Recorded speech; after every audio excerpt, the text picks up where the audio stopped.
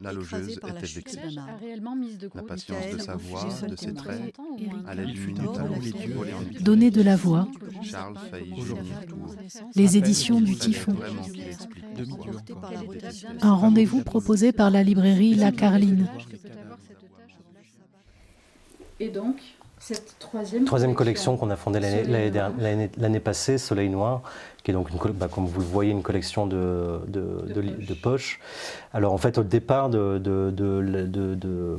la volonté de créer cette collection-là, c'est qu'on avait certains textes en grand format qui étaient épuisés, qu'on ne pouvait pas retirer, parce que bon, après on rentre dans des explications de la chaîne du livre, mais si vous retirez un livre et que vous ne le représentez pas comme une nouveauté, il va y avoir simplement quelques réassorts, et vous avez fait un tirage à 1000 exemplaires, et voilà, ça peut être vide du stock dormant, qui peut être un problème économiquement. Donc en fait, on avait aussi envie de le proposer sous une nouvelle forme, à des prix aussi, voilà, moins de 10 €, ou en tout cas oscillant autour des 10 €, et cette fois-ci là aussi d'avoir justement pour une collection assez chartée. Donc vous voyez que tous les titres de cette collection, à chaque fois il y a un motif qui est pour la petite...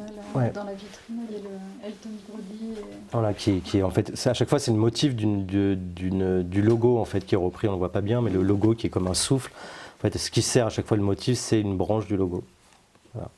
Et là, Daniel Walter, normalement cette collection, elle est donc dédiée à ça, à reprendre des textes qui sont épuisés en grand format chez nous, et aussi de temps en temps à sortir quelques textes courts d'auteurs tombés dans l'oubli et qui nous semblent avoir une chance de vivre plus facilement en poche. C'est le cas de Daniel Walter, qui est totalement inconnu aujourd'hui, peut-être connu pour les fans de fantastique ou de science-fiction, parce que dans les années 80, c'était un des grands auteurs de science-fiction à la française, qu'on appelait la science-fiction à la française, et le fantastique.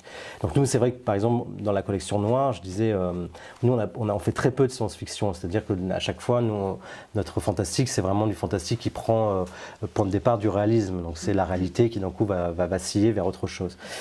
Et nous, c'est ce qui nous intéresse aussi chez Daniel Walter, c'est sa partie fantastique, où c'est vraiment l'héritier du réalisme fantastique. Là, c'est l'histoire d'un type qui